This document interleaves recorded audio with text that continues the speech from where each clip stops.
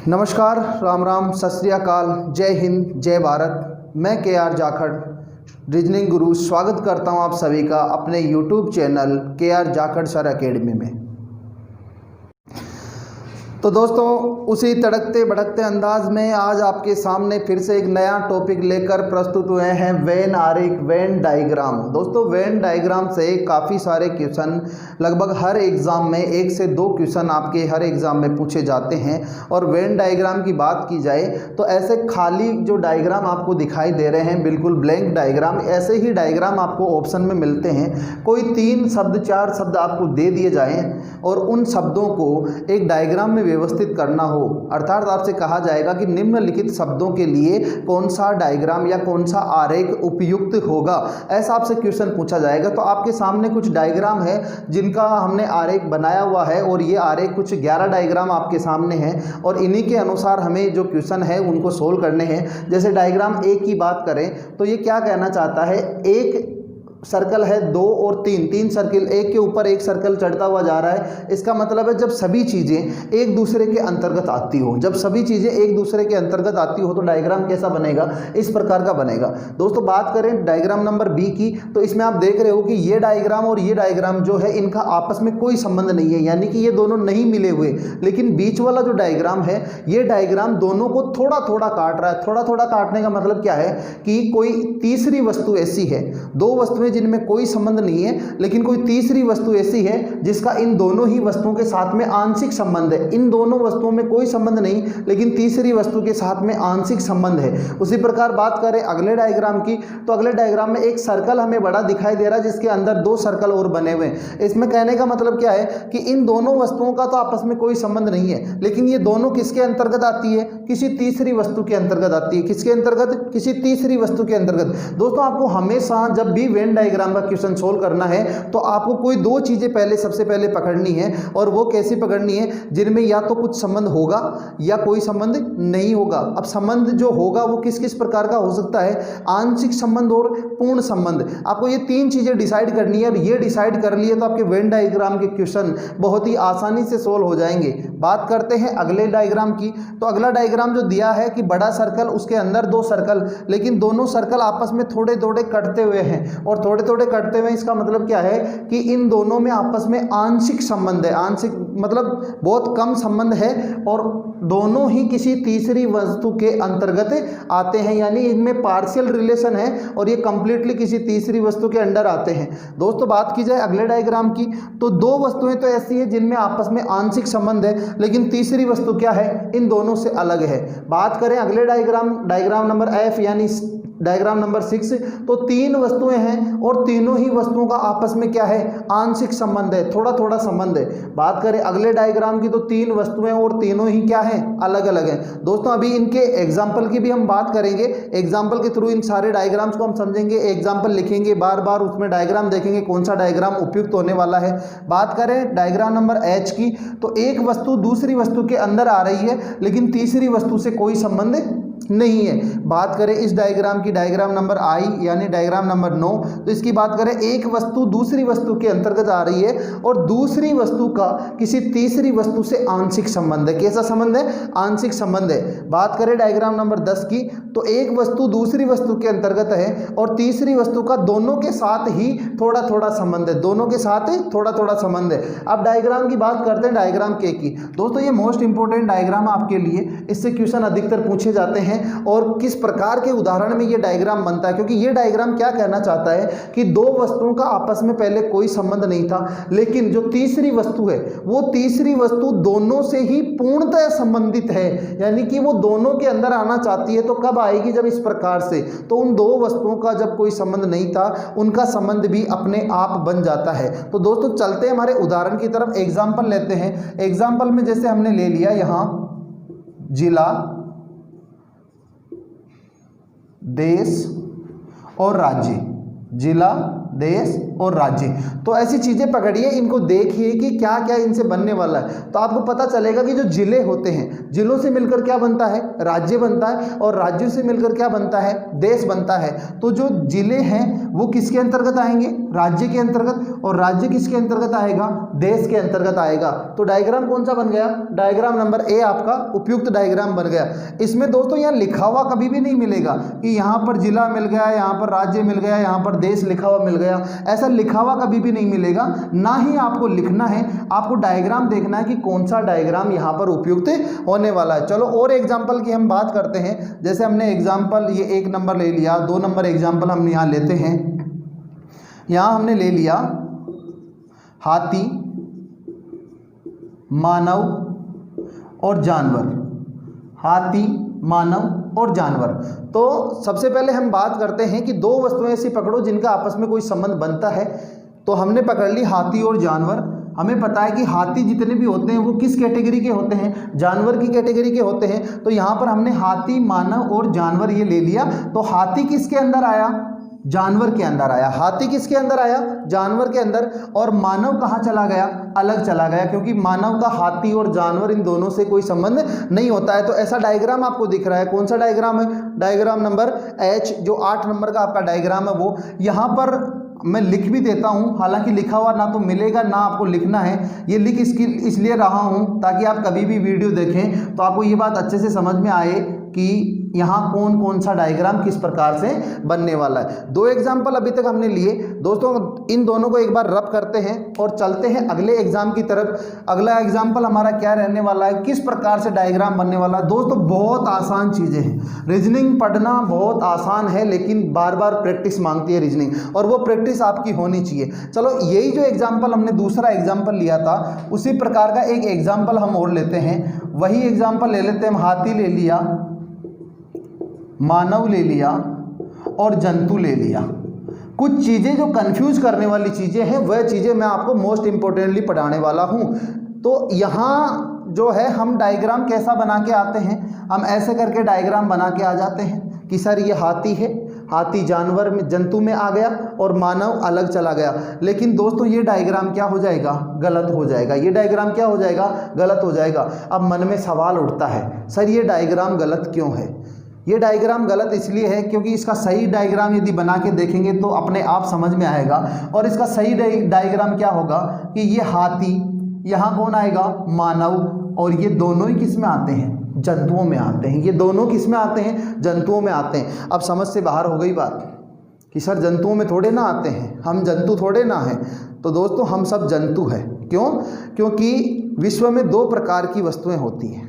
पूरे विश्व की बात की जाए तो 2 प्रकार की, एक सजीव वस्तुएं होती है और एक निर्जीव वस्तुएं होती है। सजीव वस्तुएं जो होती है उनकी 2 ही कैटेगरी होती है। कितनी कैटेगरी होती है, 2 कैटेगरी। एक होते हैं पादप और एक होते हैं जंतु। एक पादप और जंतु। तो पादप का मतलब क्या है, पेड़ पौधे। क्या है, पेड़ पौधे। अब आप कहेंगे सर जो फसल हम बोते हैं वो फसल किस में आती है, तो दोस्तों वो पौधों में आती है, वो भी पौधों में आती है, वो भी पादप ही होते हैं। और बाकी जितने भी जो सजीव होते हैं वो सारे किस में होते हैं, जंतु में होते हैं। तो 2 ही प्रकार की कैटेगरी होती है, जंतु और पादप। तो जो मनुष्य होते हैं वो किस में आते हैं, जंतुओं में आते हैं। किस में आते हैं, जंतुओं में। क्योंकि जंतुओं के लिए क्या कहा जाता है, जीव जंतु। क्या कहा जाता है, जीव जंतु। तो क्या मनुष्यों में जीव नहीं होता, क्या मनुष्यों में जीव नहीं होता। कोई रिमोट कंट्रोल होता है, कोई बैटरी, कोई सेल, ऐसे कुछ लगे हुए रहते हैं मनुष्य में। क्या ये रोबोट है, नहीं। क्या है, जीव जंतु है। तो मनुष्य किस श्रेणी में आते हैं, मनुष्य या मानव जंतुओं की श्रेणी में आते हैं। किस श्रेणी में आते हैं, जंतुओं की श्रेणी में। दोस्तों हमेशा याद रखना, ऐसी ही चीज़ें आपको कंफ्यूज कर देती है एग्जाम में आगे चलकर। बात करते हैं और कुछ क्वेश्चन जिनके बारे में। एग्जाम्पल नंबर 4 हम लेते हैं। हमने यहाँ लिया गाय,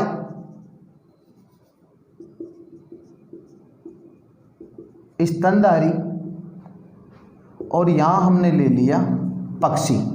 गाय, स्तनधारी और पक्षी। तो हमारा सोचना ये रहता है कि गाय तो स्तनधारी होती है, बिल्कुल गाय स्तनधारी होती है। तो ये गाय, और गाय किसके अंतर्गत आई, स्तनधारी के अंतर्गत आई। गाय और पक्षी कोई संबंध है आपस में? कोई संबंध नहीं है। सबसे पहले आप चाहे तो वो दो शब्द आप उठा सकते हैं जिनका आपस में कोई संबंध नहीं हो। गाय और पक्षी का कोई संबंध नहीं है, तो हम ऐसा कर सकते थे कि ये गाय, ये पक्षी। अब बात की जाए स्तनधारी, तो स्तनधारी तो गाय ही होती है, तो ये हमने डायग्राम बना दिया, ये हमने डायग्राम बना दिया। लेकिन दोस्तों ये डायग्राम भी हमारा क्या हो गया? गलत हो गया। क्या हो गया? गलत हो गया। क्यों गलत हो गया? क्योंकि डायग्राम इसका ऐसा बनना है, ये गाय, ये पक्षी, गाय, पक्षी और यहां पर ये स्तनधारी। गाय, पक्षी और स्तनधारी मैं यहां पे नोट भी कर देता हूं ताकि आप लोगों को आगे चल के समस्या ना हो कि किस प्रकार से आपने ऐसा कर दिया।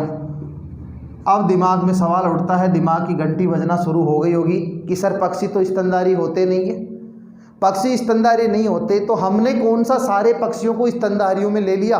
नहीं, हमने पक्षी का कुछ संबंध बनाया, किसके साथ में? स्तनधारी के साथ में। अब फिर दिमाग में सवाल उठता है, तो सर बताइए वो कौन से पक्षी या कौन सा पक्षी होता है जो स्तनधारी होता है? तो दोस्तों आपको अभी तो वैसे भी पता है कि आपके जो कोरोना वायरस चल रहा है वो चमगादड़ की वजह से फैला हुआ है। किसकी वजह से? चमगादड़ की वजह से। विशेषज्ञों का कहना यही है कि चमगादड़ की वजह से कोरोना वायरस फैला है। तो जो चमगादड़ होता है वो दोस्तों स्तनधारी होता है। चमगादड़ क्या होता है? स्तनधारी होता है। ध्यान रखना, वो रेयर क्वालिटी होती है, यानी कि चमगादड़ पक्षी ना होते हुए, पक्षी तो है ही, और साथ में क्या होता है? स्तनधारी होता है। क्या होता है? स्तनधारी होता है। उम्मीद है दोस्तों कि ये एग्जाम्पल आपको समझ में आएंगे। तो एग्जाम्पल कौन सा बनने वाला डायग्राम इसका? ये इसका डायग्राम बनने वाला है, डायग्राम नंबर आई, यानी कि डायग्राम नंबर 9 आपके यहाँ बनने वाला है। चलो अगला एग्जाम्पल लेते हैं। इसी एग्जाम्पल को एक बार हम अलग से बनाते हैं। ये जो पक्षी लिखा हुआ है, इस पक्षी की जगह हम क्या लिखने वाले हैं? पक्षी की जगह हम चमगादड़ लिखने वाले हैं। हमने यहाँ लिख दिया चमगादड़, लिख दिया। अब हमारे दिमाग में सीधी सीधी एक बात चलती है कि सर गाय और चमगादड़ तो अलग अलग होते हैं। हाँ बिल्कुल, दो डायग्राम तो आपने बना दिए गाय और चमगादड़ के लिए।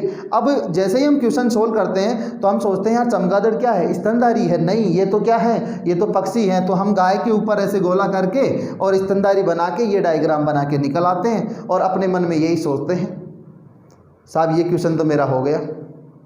सोचते ही नहीं सोचते हैं, ऐसे सोचते हैं। और राजस्थान के लोग तो खास तौर पर ऐसे सोचते हैं, और वो तो अपनी मातृभाषा में सोचते हैं, आ लो मारो यो तो होगो। ऐसे करके करके करते करते वो पूरे 90 नंबर तक पहुंच जाते हैं कि सर 100 में से 90 नंबर तो हमारे हो गए। देख मारो यो भी होगो, देख मारो यो भी होगो, देख मारो यो भी होगो। और जब रिजल्ट आता है तो माता पकड़ के ये कहता है आन लो वो कहीं होगो। तो दोस्तों कुछ नहीं हुआ, वो हमारे कर्मों का फल है। और कर्मों का फल क्यों है? क्योंकि हम चीज़ों को ढंग से ना तो पढ़ते हैं ना उनको समझते हैं, और बिना सोचे समझे उनका आंसर करके आ जाते हैं। अंधों में काना राजा, सुनी होगी कहावत आपने।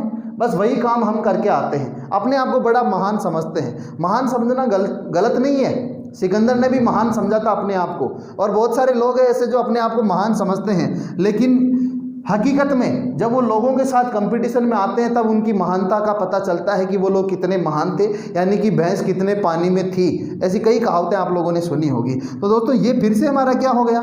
गलत हो गया। क्यों हो गया? क्योंकि दोस्तों गाय और चमगादड़ ये दोनों ही किस में आते हैं? स्तनधारी में आते हैं। इसलिए हमारा डायग्राम कौन सा बनेगा? डायग्राम नंबर सी, यानी डायग्राम नंबर 3 आपका बनने वाला है। उम्मीद है दोस्तों ये बात आपको अच्छे से समझ में आई होगी, और ये भी मुझे उम्मीद है कि ये बात आपको अच्छी लगी होगी। अच्छी लगी हो तो दोस्तों लाइक तो बनता है, लाइक वैसे भी कर देते हैं आप लोग, बहुत अच्छा, और काफ़ी लाइक करते हैं आप, हमें बहुत खुशी होती है। और धन्यवाद जैसे छोटे से शब्द का प्रयोग करके मैं आपकी अवहेलना यानी आपकी तौहीन नहीं करना चाहता हूं। आपने जो लाइक किया है उसके लिए, आप हमें इतना प्यार दे रहे हैं उसके लिए। चलो इसी के साथ में फिर प्यार ही प्यार पे नहीं रहेंगे, आगे बढ़ते हैं अगले एग्जाम्पल की तरफ। और अगला एग्जाम्पल हम देखते हैं किस प्रकार से। और जैसे हमने यहाँ किया, कुछ शब्द ऐसे होते हैं दोस्तों जिनका हमें पता तक नहीं होता है, जिनके बारे में हम जानते नहीं हैं, और नहीं जानते हैं, और ना जानने के बाद यानी ना जानने के बावजूद भी हम उस क्वेश्चन का आंसर करके आते हैं। इसका मतलब हम क्या कर रहे हैं? तुक्का लगा रहे हैं, और तुक्का आपको नहीं लगाना है। जैसे हमने यहाँ बात करी, यहाँ हमने बात कर ली व्हेल, व्हेल के साथ में यहाँ हमने लिख लिया मछली, और यहाँ लिख लिया समुद्री घोड़ा।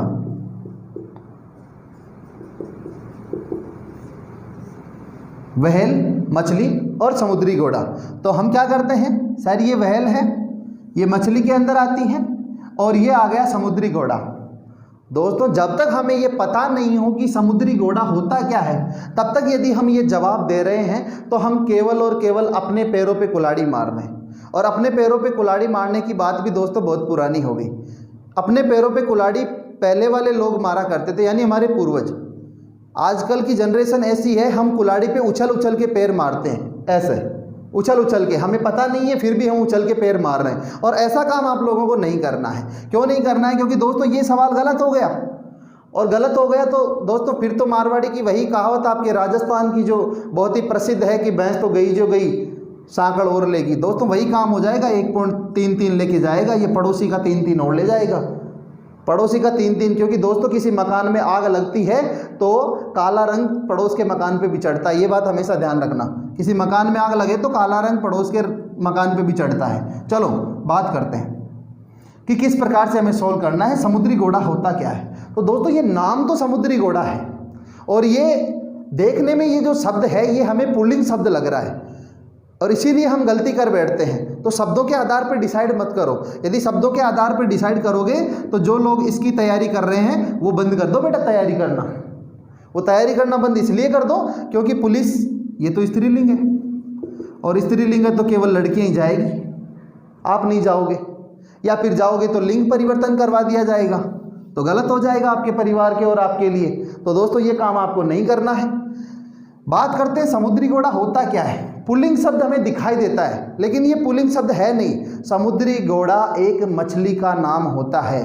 किसका नाम होता है? मछली का नाम होता है। तो डायग्राम क्या बनेगा सर? ये व्हेल है, ये समुद्री घोड़ा है, और ये दोनों ही किस में आते हैं? मछली में आते हैं। किस कैटेगरी में आते हैं? मछली की कैटेगरी में आते हैं। उम्मीद है ये बात आपको अच्छे से समझ में आई होगी, और इस बात को आप जिंदगी में कभी नहीं भूलोगे। ऐसी ही चीजें वेन आरेख में पढ़ने लायक है, बाकी वेन आरेख में पढ़ने लायक कुछ भी नहीं है। सब जानते हैं। यहाँ पे लिख दूंगा मैं मनुष्य, यहाँ लिख दूंगा गधा, और यहाँ पर लिख दूंगा रेलगाड़ी। ये तीनों अलग अलग है, सबको पता है ये तीनों अलग अलग है। लिख दूंगा गधा, बंदर, जानवर। सबको पता है कि जानवर में ही आते हैं गधा और बंदर दोनों। मैं लिख दूंगा महिला, पुरुष और मनुष्य, तो सबको पता है ये चीजें। लेकिन आपको वही चीजें मैं पढ़ाने वाला हूं जो आज दिन तक आप में से बहुत से अधिक लोग ऐसे होंगे जिन्होंने आज दिन तक नहीं सुनी होगी, जो आपके एग्जाम में क्वेश्चंस गलत करवा देती है। वही चीज़ें हम आपको यहाँ पढ़ाने वाले हैं। चलो अगले एग्जाम्पल की हम बात करते हैं। एग्जाम्पल नंबर 6 हम लेते हैं। जैसे हमने यहाँ पर लिया डॉक्टर, डॉक्टर के साथ में हमने ले लिया दार्शनिक, और इसके साथ में हमने ले लिया पुरुष। डॉक्टर, दार्शनिक और पुरुष। अब आप में से कुछ लोग कहेंगे सर पहले तो हम वो देखते हैं जिनका संबंध है या नहीं है। तो हमने डॉक्टर और पुरुष को पकड़ा और हमने कहा कि सर जो डॉक्टर होते हैं वो सारे के सारे डॉक्टर तो पुरुष नहीं होते, तो ये पुरुष के अंदर तो नहीं आएगा। और सारे के सारे जो पुरुष होते हैं वो भी डॉक्टर नहीं होते, तो कुछ पुरुष होते हैं जो डॉक्टर होते हैं, ये हम कह सकते हैं। या हम ऐसा कह सकते हैं कि कुछ डॉक्टर होते हैं जो पुरुष होते हैं। अर्थात डॉक्टर और पुरुष का आपस में क्या संबंध हो गया? आंशिक संबंध हो गया। ये डॉक्टर और ये पुरुष, इनका क्या हो गया? आपस में आंशिक संबंध हो गया। दो चीजों का संबंध तो हमने देख लिया। अब तीसरी चीज हमारे सामने बची दार्शनिक। फिर से एक ऐसा शब्द आपके सामने निकल के आया जिसका अर्थ हमें पता ही नहीं है। दार्शनिक, कुछ कहेंगे देखने वाला, तो देखने वाले तो आंखें सबके होती है, किसी की फूटी हुई नहीं होती है। बहुत कम अभागे लोग होते हैं जो जिनकी आंखें नहीं होती है। दुख होता है ऐसी चीज़ों के लिए, लेकिन हम कुछ नहीं कर सकते। लेकिन देखने वाला इसका मतलब नहीं होता है दार्शनिक। कुछ कहते हैं देखने योग्य स्थल, तो वो दर्शनीय स्थल होते हैं, वो दार्शनिक नहीं होते। दोस्तों दार्शनिक का मतलब क्या होता है? सबसे पहले दार्शनिक का मतलब हम समझते हैं। तो दार्शनिक का मतलब होता है दोस्तों दर्शन शास्त्र का ज्ञान रखने वाला व्यक्ति।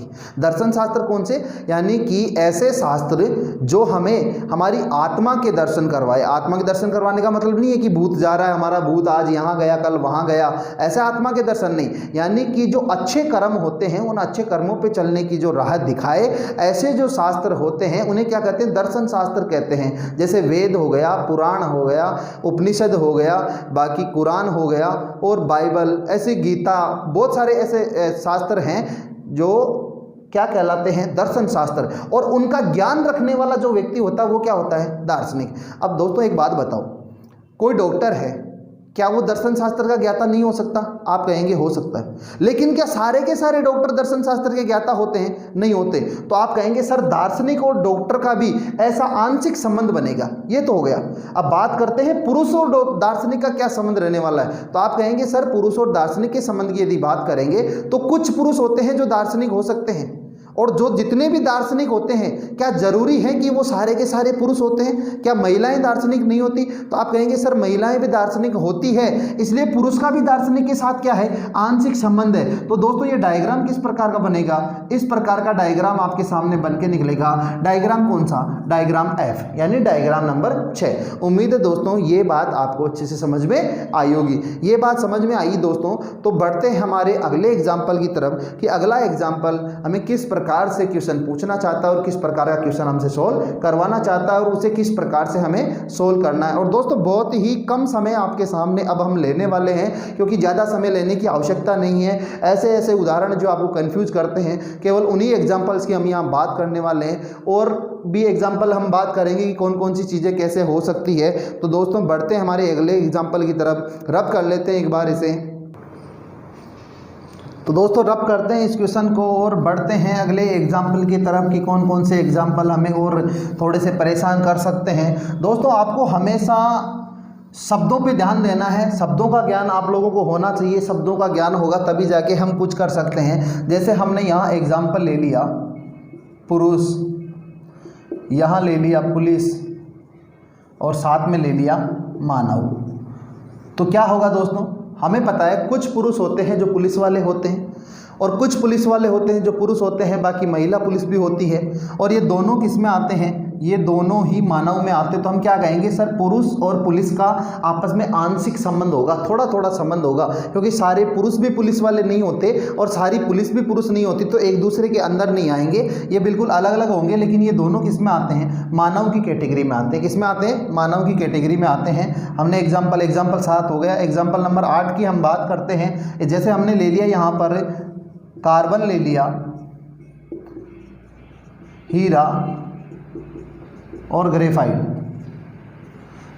कार्बन, हीरा और ग्रेफाइट। तो हम लोग क्या करते हैं कि इसका आंसर ऐसे देके आ जाते हैं कार्बन, हीरा और ये ग्रेफाइट। दोस्तों ये जवाब क्या है आपका? गलत जवाब है। क्यों है गलत जवाब? क्योंकि आपको पता होना चाहिए, शब्दों का ध्यान होना चाहिए कि हीरा और ग्रेफाइट क्या होता है। ये दोनों अलग अलग होते हैं। तो पहले दो चीज़ों को पकड़ के डायग्राम बनाओ कि सर ये दोनों तो अलग अलग होते हैं। हाँ, दो तो बिल्कुल अलग जाने वाले हैं। अब बात करें कार्बन की, तो कार्बन क्या होता है? तो दोस्तों आपको पता होगा जो हीरा और ग्रेफाइट होता है वो दोनों किसके अपर रूप होते हैं? कार्बन के ही अपर रूप होते हैं। तो इनकी जो कैटेगरी होती है वो क्या होती है? कार्बन की कैटेगरी होती है। तो ये दोनों किस में जाने वाले हैं? कार्बन में जाने वाले हैं। किस में जाने वाले हैं? ये दोनों के दोनों कार्बन में जाने वाले हैं। और भी कुछ क्वेश्चन है दोस्तों जो हमें परेशान कर सकते हैं, जिनके शब्दों का ज्ञान यदि हमें नहीं होगा तो हम वहां पर मात खा जाएंगे और वहां थोड़े से परेशान हो जाएंगे। देखते हैं किस प्रकार से। जैसे हम बात करें, यहां हमने एग्जाम्पल ले लिया मक्का, बाजरा और मोटा अनाज। मक्का, बाजरा, मोटा अनाज। इसका आंसर दोस्तों मुझे पता है आपके दिमाग में आंसर चल रहा होगा कि सर ये मक्का ये मोटा अनाज में आती है और ये बाजरा जो पतले अनाज में आता है। दोस्तों ऐसा नहीं है। यदि इस प्रकार से कैटेगरी हम डिसाइड करेंगे तो अनाज की कैटेगरी कई प्रकार की हो जाएगी।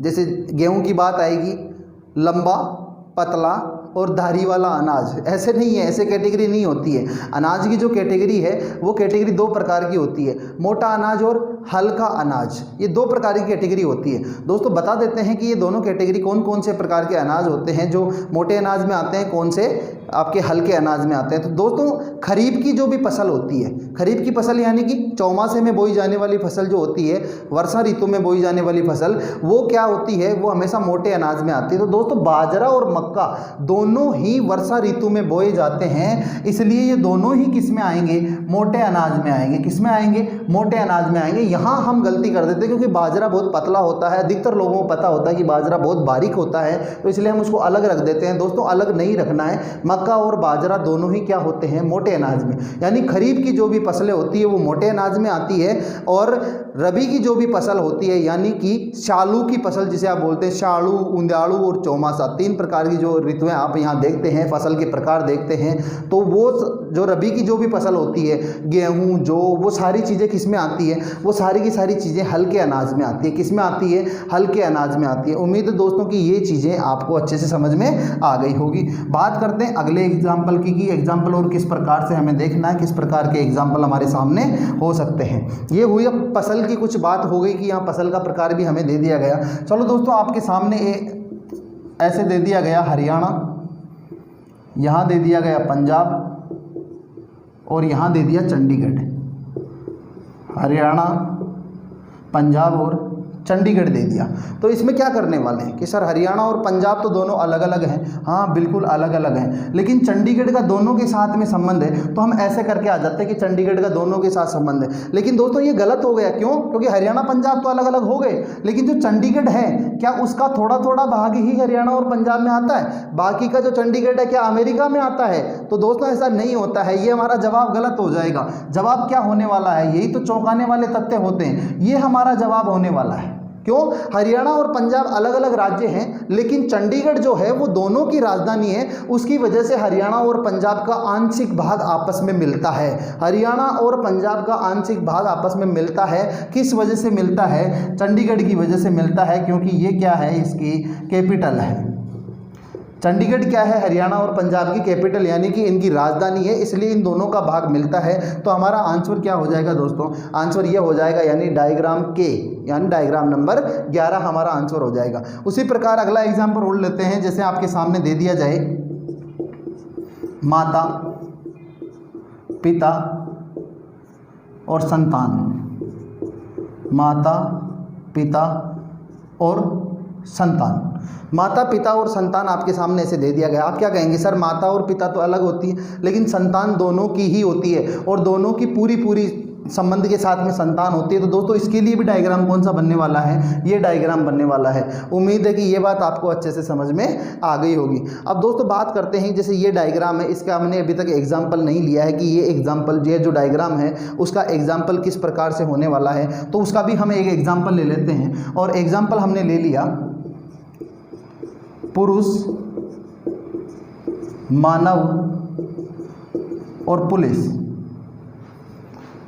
पुलिस नहीं लेते हैं यहाँ पर, पुरुष और मानव, ये नहीं होगा। ये जो डायग्राम है ये तो पुरुष, मानव और पुलिस वाला, तो ये तो इस प्रकार से हो जाएगा। इसका हम एग्जाम्पल लेते हैं, और इसका एग्जाम्पल कुछ इस प्रकार से, चलो महिला, महिला ले लिया, माँ, महिला, माँ, और इसी के साथ हम एक शब्द और हम इसको जोड़ देते हैं कि महिलाएं जो भी होती है वो सारी माँ होती है। महिला, माँ, और हम यहाँ पर ले लेते हैं चीता। चीता, चीता हमने ले लिया, महिला, माँ और चीता हमने ले लिया। तो इसका डायग्राम हम देखते हैं कि जो महिलाएं होती है वो सारी क्या होती है? माँ होती है, और जो चीता होती है वो क्या होती है? वो भी माँ होती है। यानी कुछ चीता माँ होती है, या जंतु ले लेते हैं, जानवर ले लेते हैं कि कुछ जो जानवर हैं, कुछ जानवर क्या होते हैं? माँ होते हैं, ताकि ये एग्जाम्पल थोड़ा सा सूटेबल रहे। दोस्तों ऐसे रेयर केसेज के ये डायग्राम है जो या तो आपको देखने को नहीं मिलेंगे, देखने को मिलेंगे। तो ये डायग्राम इस प्रकार से, ऐसे कुछ उदाहरण होते हैं जो आपके सामने हैं कि महिलाएँ सारी क्या होती है? माँ होती है, माँ के अंतर्गत आती है। या फिर हम कहें कि जो माँ होती है सारी की सारी वो क्या होती है? महिलाएँ, लेकिन महिलाएँ जानवर नहीं हो सकती, इसलिए ये अलग कैटेगरी जाएगा। तो सोचने के हिसाब से क्या सोचा जाएगा कि जो भी महिलाएं होती है, क्योंकि दोस्तों महिला शादीशुदा जो औरत होती है उसे हम महिला कहते हैं। तो महिला जो होती है, महिला सारी की सारी क्या होती है? माँ। और जो जानवर होते हैं उन जानवरों में से भी कुछ जानवर क्या होते हैं? माँ होती है। कुछ जानवर क्या होते हैं? माँ होते हैं। जैसे गाय है, भैंस है, इनके जो बच्चे होते हैं, बछड़े होते हैं, भेड़ है, उसका भी मेमना होता है, तो वो भी क्या होती है? माँ होती है। चलो ये डायग्राम हमने ले लिया कि महिला, माँ और जानवर। ये उम्मीद है कि आपको अच्छे से समझ में आ गया होगा। चलो एक डायग्राम और हम लेते हैं, एक उदाहरण लेते हैं, और उसी उदाहरण के साथ में हम बढ़ते हैं अगले डायग्राम की ओर।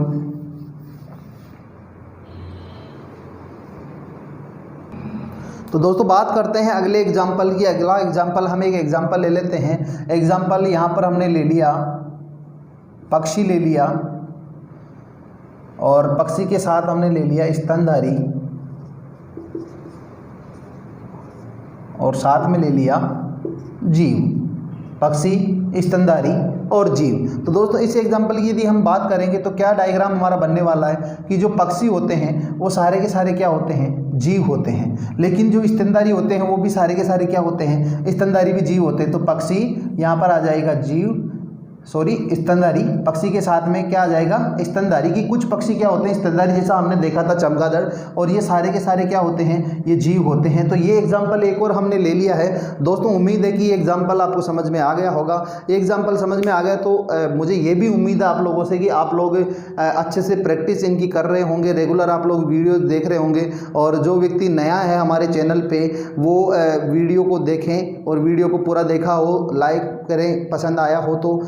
और दोस्तों जो नया विद्यार्थी आज है हमारे चैनल पे वो चैनल को सब्सक्राइब करें, और साथ ही बेल आइकन दबा दें ताकि नोटिफिकेशन आपको मिलता रहे। और पुराने जो वीडियोज़ हैं वो देखने के लिए, यानी पिछला जो भी कोर्स हो चुका है उसके वीडियोज़ देखने के लिए प्लेलिस्ट बनी हुई है reasoning for all competitive exam के नाम से। उस प्लेलिस्ट को क्लिक करें और वहाँ जाके वो पुराने पूरे वीडियोज़ देख सकता है। तो दोस्तों नेक्स्ट चैप्टर में हम बात करने वाले हैं लॉजिकल वेन डायग्राम, यानी तार्किक वेन आरेख के बारे में हम बात करने वाले हैं। वेन आरेख का आपका चैप्टर कंप्लीट हो गया है, तार्किक वेन आरेख के बारे में हम बात करने वाले हैं। तो दोस्तों आज के लिए इतना ही, और बाकी बात हम करने वाले हैं लॉजिकल वेन डायग्राम की नेक्स्ट वीडियो में। तो दोस्तों नमस्कार, राम राम, जय हिंद, जय भारत।